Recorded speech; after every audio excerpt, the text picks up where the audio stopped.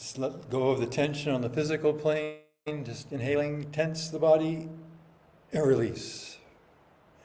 Drop the body, as Master would say. And follow that peace into the subtler realms, using the breath as a bridge, focusing the mind there, letting the breath carry us into a state of inner peace and attunement. We'll meditate for a couple of minutes together.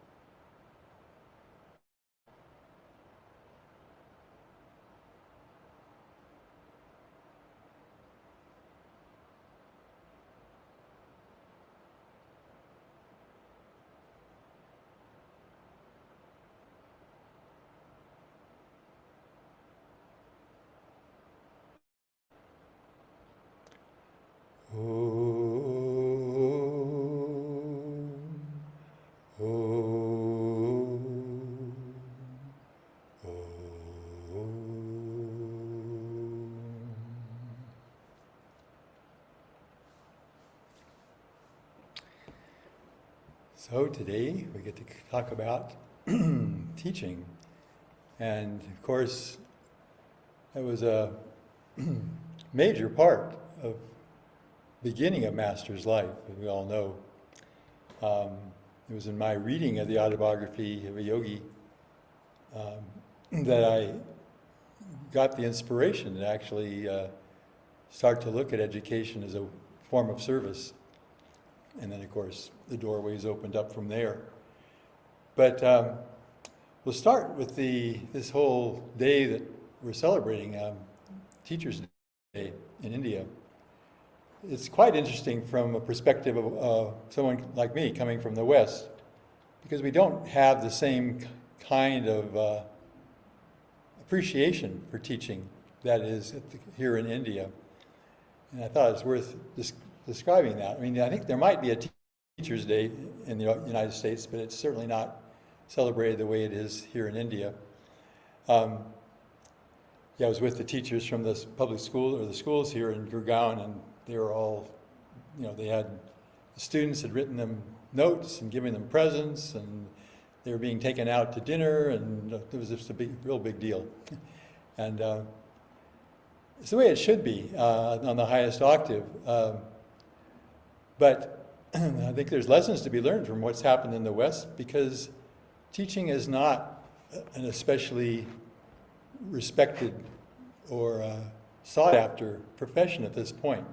I was told the other day that there's a teaching shortage in the United States, and it's because fewer and fewer people want to actually go into teaching.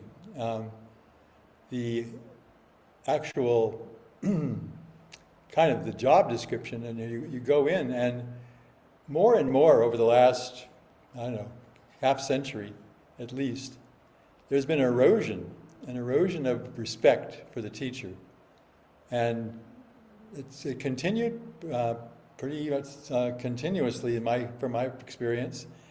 And so that teachers have to put up with a lot of disrespect from parents. A lot of parents are very unsupportive of the teacher, and of course the students get antagonized. And it's really not much the teacher's fault, because it's the situation that they find themselves in, which is you're a disciplinarian. The students aren't happy with the school, the parents aren't happy with the school, and things go downhill from there.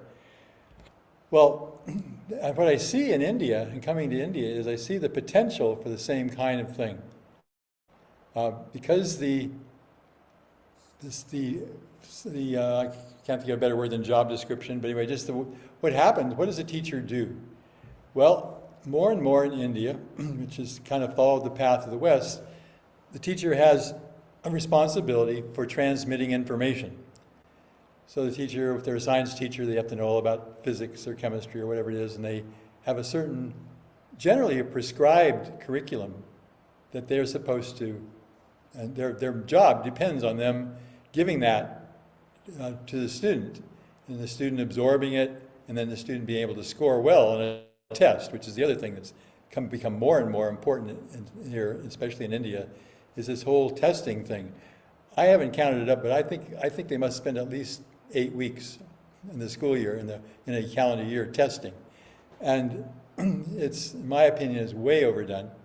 It creates all the wrong things. It creates a competition among the students in terms of who's the number one or who's the number two or whatever you are.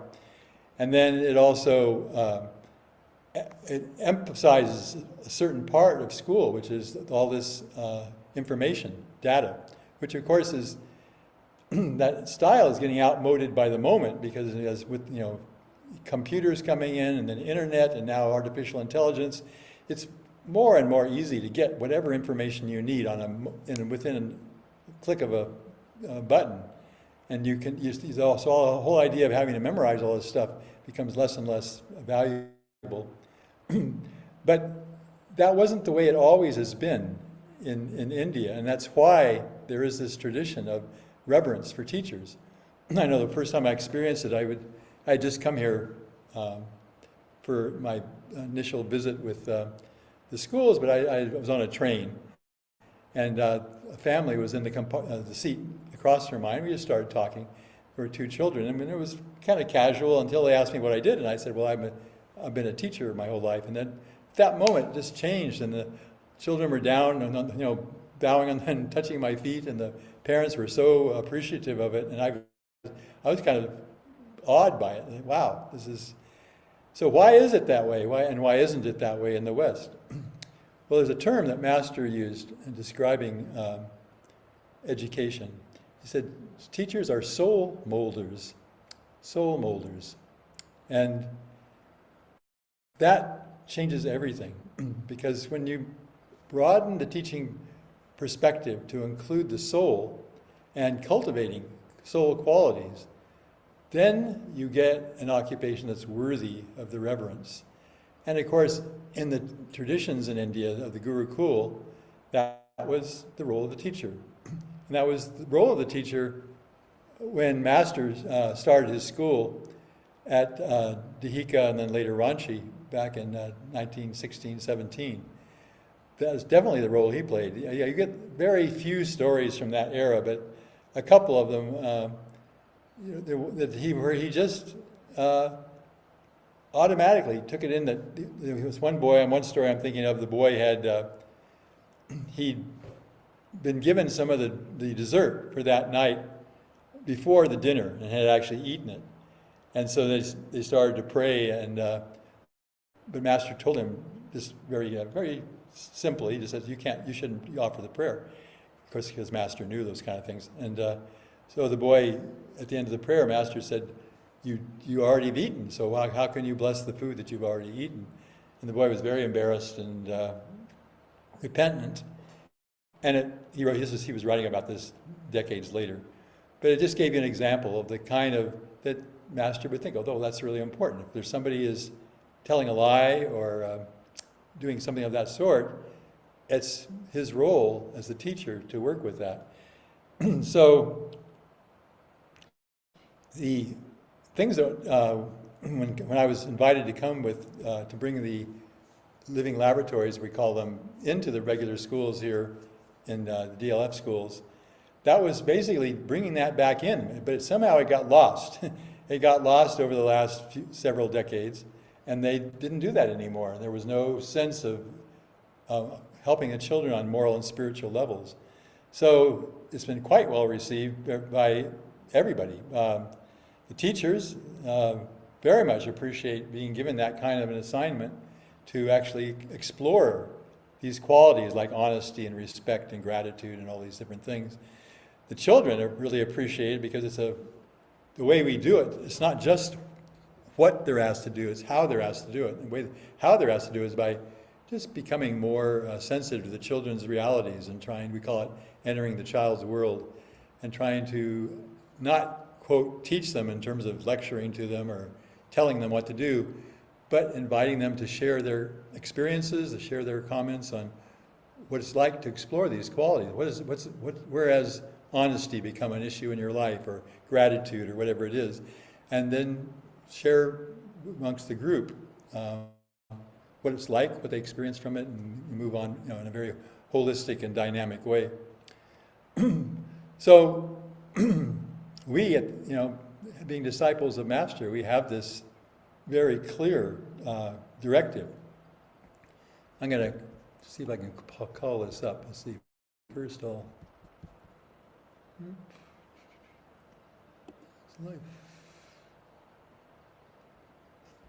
Okay, so where's my share screen?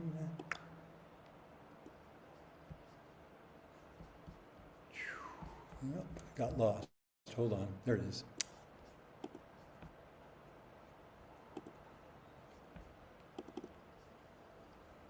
Okay, so this is the one of the key articles that I got to have at the very beginning of my time, starting back in the early 70s. And it's this article by Master called The Balanced Life. It's interesting it was written in 1925. It's also written it's interesting that it was written. Master wasn't writing very many things in those days.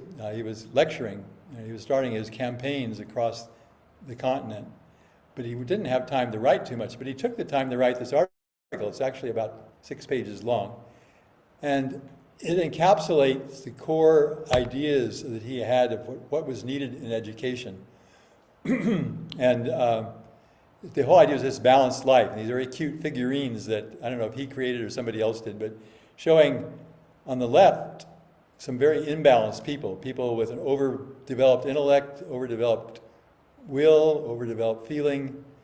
And here on the right are 3 people who are balanced. And that was, of course, the goal. It's a very fascinating article. It's available at edforlife.org. You can read it. But I'm just going to read it particularly, 2 parts here.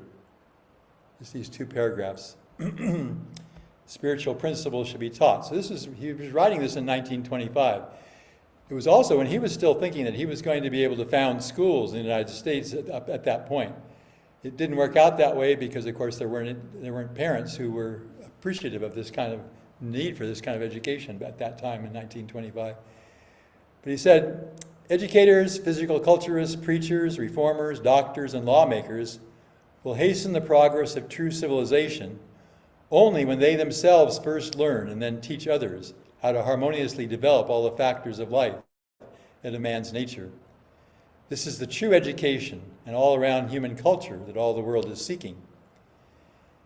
In the last paragraph, educational authorities deem it impossible to teach spiritual principles in public schools because they confuse them with a variety of conflicting forms of religious faith. But if they concentrate on the universal principles of peace, love, service, tolerance, and faith that govern the spiritual life, and devise methods of practically growing such seeds in the fertile soil of the child's mind, then the imaginary difficulty is dissolved. It is the greatest mistake to ignore this problem just because it is seemingly difficult. So it was in Swami's dome that I came across this article, and I thought it might also be kind of interesting to share a little bit of my story in that sense for all of you.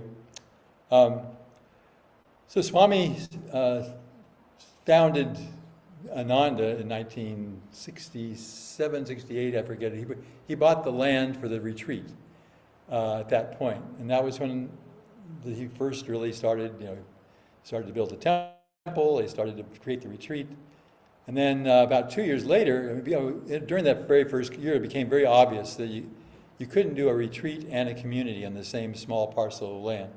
So he felt that he also needed to buy the land for the community. So the community that appeared 5 miles down the road. So if you go to California now, there's the two parts are just very close together, but also quite different in the how they're used. The retreat continues to be a very special place of quiet, solitude, and the community is a community. It's got a lot of things going on, businesses, gardens, schools, the whole thing.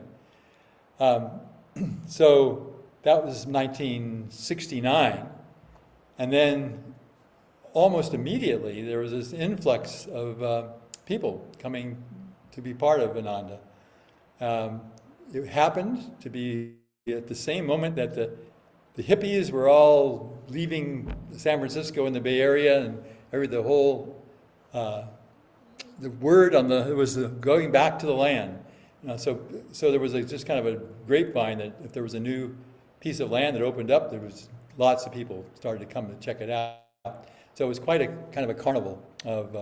But what it also attracted, though, is it attracted certain families, and these families were open to this idea of a different kind of education, the kind of education that Master was describing, and so there was the opening to actually start to make this happen. And that's how it all unfolded. I came along and I had this interest rooted primarily in the autobiography of Yogi. I wasn't interested in education before I came across that chapter. My own education in the West was very superficial and unsatisfying. But I did have a thought, it could be different and it could be better for other people. So we got to start the program there. You've heard the stories about the chicken coop, which we were only in for about 4 months, but it's a nice story to tell. But I also, was working with Swami on this, and he was, of course, he wanted to see a school there at the village. That was going to be a key part of a community, having a community. It's being able to have the thing that differentiates a spiritual community from a convent or a monastery, of course, is the children. So you want to make sure that you're cultivating the children to bring that whole dimension into the experience for everybody. So in order to do that, you needed a school. And so I went to Swami and I asked him, what did he see happening? What was going to be? I suppose it was spiritual education. And that was one of my first real in-depth connection with Swami. And it set the tone where he let me know that he wasn't going to tell me what to do, that there was more to it. It wasn't just creating a school, it was creating teachers, and specifically creating a Nitai, a me, who could do this kind of work. And I had to do my homework in order to play my role. And that homework was learning to listen inside. And so in fact, when he told me that first time there, he said, as I'd ask him about maybe I should go get more training someplace, and he said, no, Nitai, you have to learn how to get your answers from inside. Or another way of saying, how to develop your intuition. And so he said, you can use my library anytime you want. And that's where I got the Balanced Life article. And the other article that I found there was a psychological chart, which we've used in developing the life skills program a lot. But so it was very much a shared endeavor. And of course, in the process of me developing my own intuition, I was preparing myself to be able to play that role of soul molder in the school, which I wasn't clear on at all in the beginning. But gradually, just step by step, you get a feel for what it means to help children on that way. So that was how we got launched.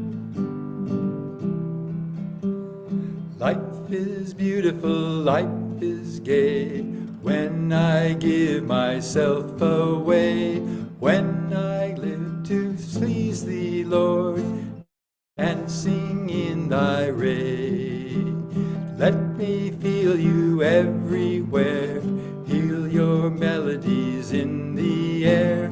Let me feel my strength in thee, give me joy to share. Life is beautiful, life is gay, when I give myself away, when I live to please thee, Lord, dancing in thy ray. Let me feel you everywhere, hear your melodies in the air. Let me feel my strength in thee, give me joy to share.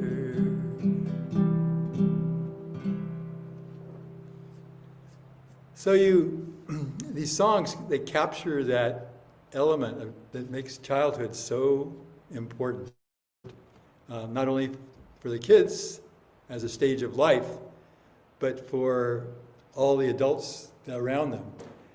We live in a very interesting time. We know it's a time of change, and from our teachings about the yugas, we know that we're just barely out of Kali Yuga, and we're in the beginning of Dwapara Yuga. And one of the things that happens in Kali Yuga is that this appreciation for the subtler parts of life dissolves, it disappears, it goes into hibernation. Now, we know that Kriya itself went into hibernation during that time, but many other things too. And one of the things is appreciation for childlike qualities, appreciation for childhood. I know one of the mantras that I heard in the beginning of when I was early on was, children should be seen and not heard. The idea that children were not officially human beings. They were just kind of some things that you put up with until they got to be real people, when they got to be adults. It just kind of signifies that there was so little. I mean, the only thing that, Kali Yuga is a time of brute force, and children, and of course also women, they lose out in that battle. And so these very unhelpful aspects of the male role take dominance. And so this awakening, we have an awakening of interest in children at this point in time. Just another point to make this was that Maria Montessori, who's one of the pioneers of this work, along with Rudolf Steiner and Master and others, the appreciation for children. Maria Montessori, one of the things that she did was she created child-sized furniture that hadn't been a part of education up to that point. They were just, children had to sit in these big desks that didn't fit them. But she tuned into the fact that would be helpful. And just, so there is this wave of consciousness coming on the planet to appreciate these childlike qualities, and that they're so important for the adults in our society, especially the adults that have a spiritual focus for them. There's the saying that Jesus, of course, had, and he was a master, that unless you become again like little children, you can't enter the kingdom of heaven. So these songs capture some of that quality, and just helpful. So maybe as this song I'll play for you, just try to take it inward and just try to feel those qualities in yourself. It's called Sing in the Meadows.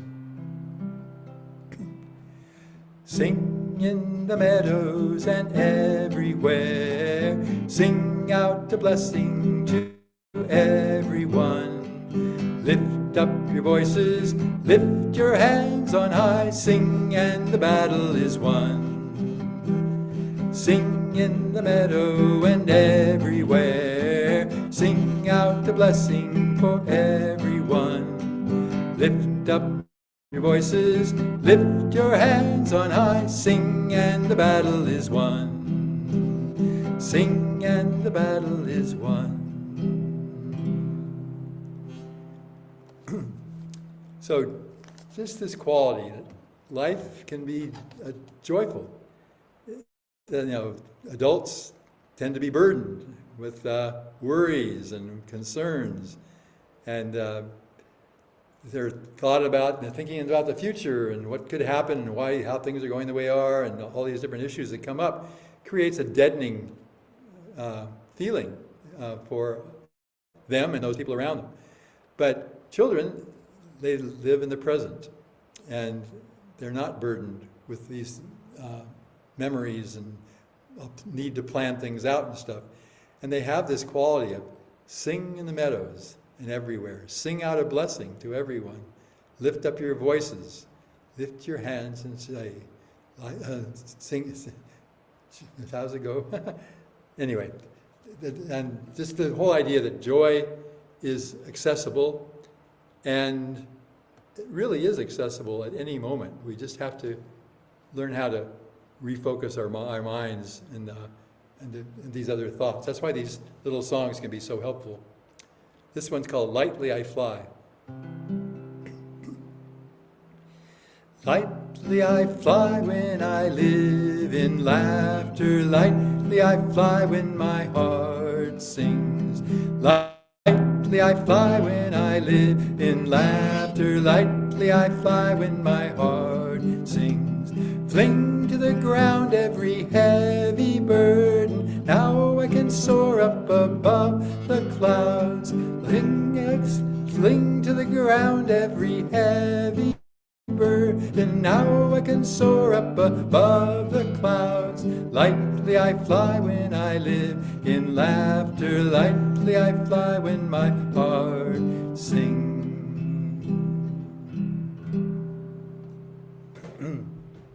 So again, just that lightness, that ability to just rise above any immediate challenges and problems and just lift our spirits. The last one I'll do of these songs is All the World is My Friend.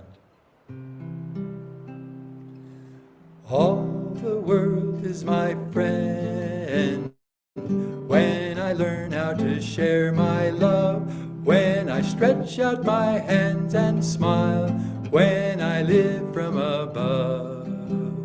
All the world is my friend when I learn how to share my love, when I stretch out my hands and smile, when I live from above. All the world is my friend when I learn how to share my love, when I stretch out my hand and smile, when I live from above. Okay. So, a little taste of childhood through the music. I encourage people to prioritize spending time with children. There's so much to be gained just in very simple interactions, and we can really take advantage of this blessing that's on the planet, and that will become more and more appreciated as we move ahead in consciousness. Okay, so I had a request for one more song. It wasn't one of Swami's songs. It was a song that came to me many years ago. I was reading whispers, poems and whispers, and just this one time, this particular melody came to me, and it fit really well. It's called I Was Made for Thee. I'll sing that for you.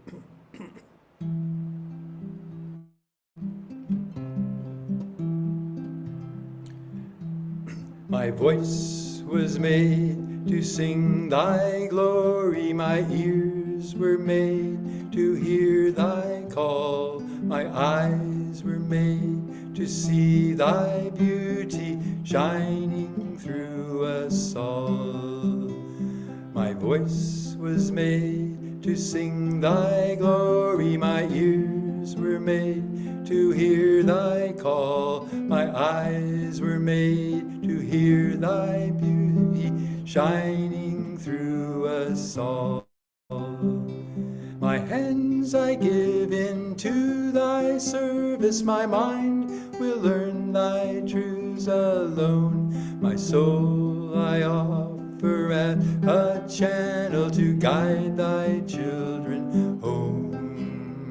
My voice was made to sing thy glory, my ears were made to hear thy call, my eyes eyes were made to see thy beauty shining through us all. My hands I give into thy service, my mind will learn thy truths alone. My soul I offer as a channel to guide thy children home.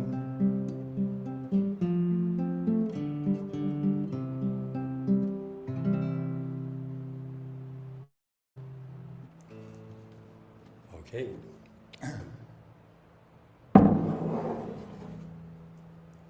So I think that what we have left is an arati and then a blessing at the end.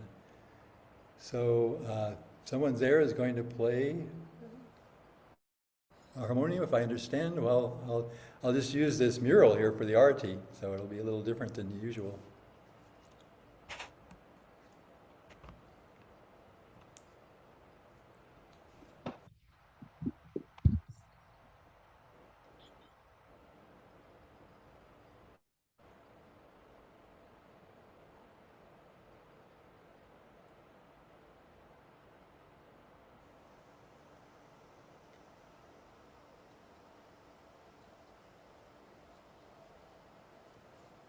If I can't hear the music yet, so if it's happening, maybe somebody can unmute.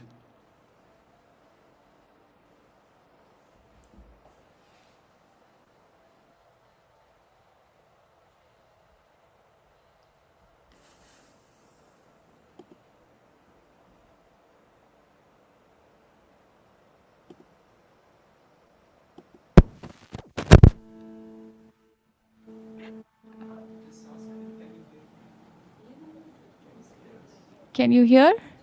I think so, yeah. So I don't think the harmonium is playing yet.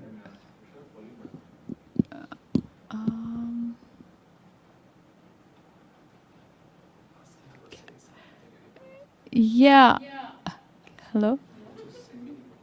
Okay. Yeah, can you please repeat what you were saying? Oh, I just can't hear the harmonium playing. Oh, original sound. It's on? Can we begin? Can you hear now?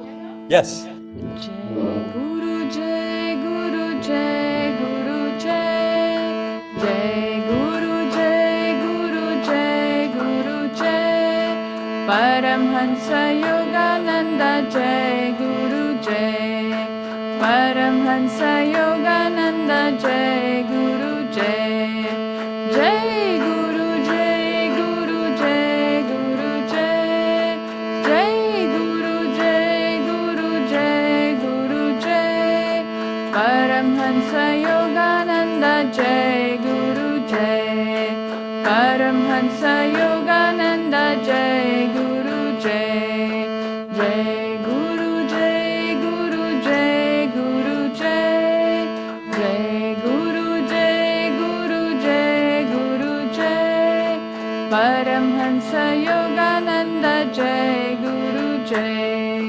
Paramhansa Yogananda Jai Guru Jai Jai Guru Jai Guru Jai Guru Jai Jai Guru Jai Guru Jai Guru Jai Paramhansa Yogananda Jai Guru Jai Paramhansa Yogananda Jai Guru Jai Jai Guru Jai Guru Jai Guru Jai Jai Guru Jai Guru Jai Guru Jai Paramhansa Yogananda Jai Guru Jai Paramhansa Yogananda Jai Guru Jai.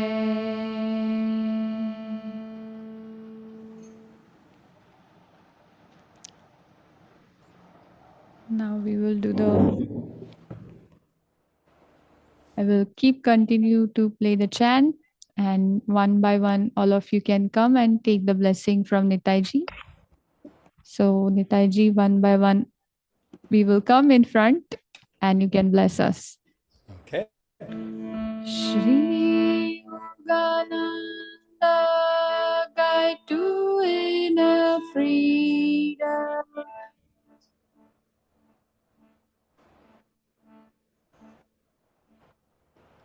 My voice, I think, is not going. Oh, that's okay. Can we begin? Shri Yogananda, guide to inner freedom, steal into my heart of hearts, banish my delusion. Shri Yogananda, guide to inner freedom, steal into my heart of hearts, banish my delusion. Shri Yogananda, guide to inner freedom, steal into my heart of hearts, banish my delusion. Shri Yogananda, guide to inner freedom, steal into my heart of hearts, banish my delusions. Shri Yogananda, guide to inner freedom, steal into my heart of hearts, banish my delusions. Shri Yogananda, guide to inner freedom, steal into my heart of hearts, banish my delusions. Shri Yogananda, guide to inner freedom, steal into my heart of hearts, banish my delusions. Shri Yogananda, guide to inner freedom, steal into my heart of hearts, banish my delusions. Shri Yogananda, guide to inner freedom, steal into my heart of hearts, banish my delusions. Shri Yogananda, guide to inner freedom, steal into my heart of hearts, banish my delusions. Shri Yogananda, guide to inner freedom, steal into my heart of hearts, banish my delusions. Shri Yogananda.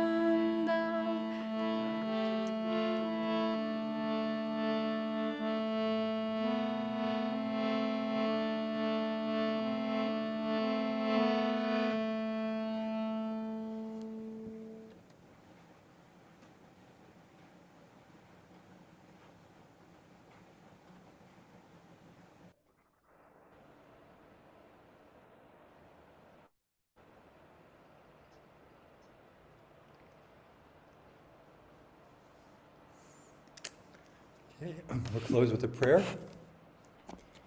Heavenly Father, Divine Mother, friend, beloved God, Jesus Christ, Babaji Krishna, the Hiri Mahashaya, Swami Sri Yukteswar, beloved Master, Paramahansa Yogananda, saints of all religions, we humbly bow to you all. Help us to open our hearts and minds to thy guidance, thy inspiration, thy wisdom, and thy love. Help us to be instruments for sharing those blessings with everyone we meet. Om. Peace. Amen.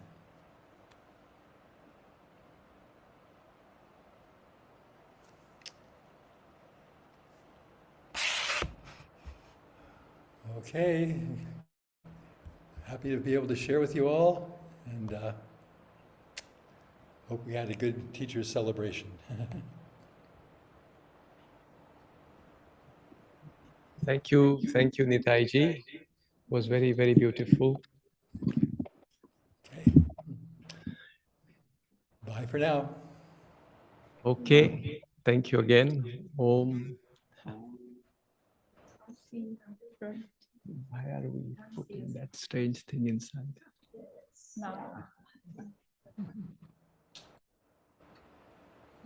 Nice to see you all.